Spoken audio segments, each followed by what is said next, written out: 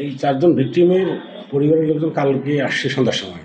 এসে জানায় যে তাদের এই মেয়েগুলিকে খুঁজে পাওয়া যাচ্ছে না। সকালবেলা তারা স্কুল এবং প্রাইভেটের নাম করে বের হয়ে আসে।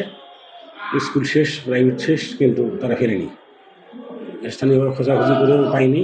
পরবর্তীতে আমাদের শরণাপন্ন হলে আমরা বিষয়টি এটা ডায়েরিভুক্ত করে রাখি এবং তদন্ত অনুসন্ধান শুরু করি।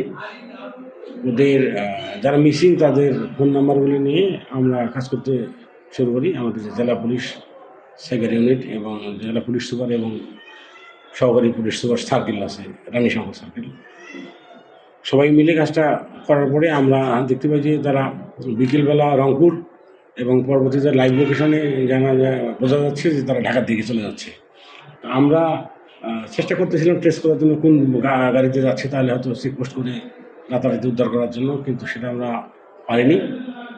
পরবর্তীতে ভাবছিলাম যে ঢাকা রাতের মধ্যে তারা পৌঁছাইলে স্টে করলে আমরা অবস্থানটা নিশ্চিত হতে পারবো, কিন্তু দেখা গেল যে তারা ঢাকাও নামেনি, তারা সরাসরি সিলেটের দিকে চলে যাচ্ছিল। আজকে সকালবেলা যখন তারা সিলেটে গিয়ে স্থির হয় তখন আমরা নিশ্চিত হতে পারি যে তাদের শেষ গন্তব্যস্থল সিলেট। এরপরে এই তথ্য প্রযুক্তি সহায়তায় আমরা বুঝতে পারি যে তারা অবস্থান করতেছে দক্ষিণ সুরমার থানা এলাকার একটা বাস স্ট্যান্ডের মধ্যে তারা অবস্থান করতেছে।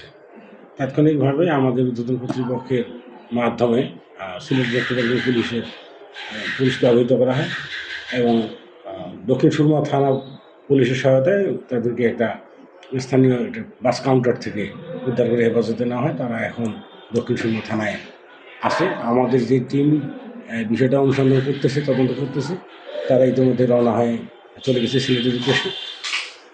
ভিকটিমদেরকে নেওয়ার পরে বিস্তারিত জিজ্ঞাসাবাদ করলে আসলে জানা যাবে যে প্রকৃত ঘটনা কী। হ্যাঁ, প্রাথমিকভাবে জিজ্ঞাসাবাদ করা হয়েছে। একটা প্রেম ভালোবাসার একটা বিষয় একজনের সঙ্গে একটা রয়েছে, কিন্তু সেই ছেলেটিকে যেহেতু আমরা এখন পর্যন্ত পাই নাই, এই কারণে এখনও ক্লিয়ার ওই লাইনেই আমরা বলতে পারতেছি না, হয়তো অন্য কোনো কিছুও থাকতে পারে। সবগুলো বিষয় মাথায় রেখেই আমরা এখন পর্যন্ত না, 4 জনেরই না, আপাতত আমরা একজনের পেয়েছি। এখন সেটার জন্য একটু সময় দিতে হবে আমাদেরকে। আমরা ওদেরকে হাতে পেয়ে হয়তো আমাদের টিম জিজ্ঞাসাবাদ করলে পাওয়া যেতে পারে, অথবা কারা তাদেরকে প্রলুব্ধ করে নিয়ে গেল, হয়তো প্রেম ভালোবাসার নাম করে নিয়ে গিয়ে তারা পাচার করতে পারে। এর আগে সদর উপজেলার একটা ঘটনা আছে যেখানে এক সরকারি কলেজে সরকারি মহিলা ভালোবাসা বা অন্য কোনো লোভে আকর্ষণ বাড়িয়ে তুলে নিয়ে যাওয়ার পরেই তো তাদের প্রকৃত চেহারা উদ্ঘাটিত হয়। তা আসলে ভিকটিমরা আসলে পরে আমরা তাদের সঙ্গে কথা বলার পরেই বুঝতে পারবো যে কারা তাদেরকে প্রলুব্ধ করলো, তারা কারা, তাদের ঠিকানা কোথায়। একটা ঠিকানা একজনের আমরা পেয়েছি, সেটা স্থানীয়, কিন্তু তদন্তের স্বার্থে এই মুহূর্তে আমরা আসলে বলতে চাচ্ছি না। আর একটু সময় নিয়ে বিষয়টা ব্যবস্থা তদন্ত সাপেক্ষে আমরা আপনাদেরকে পুনরায় বিষয়গুলো বিস্তারিতভাবে অবহিত করব।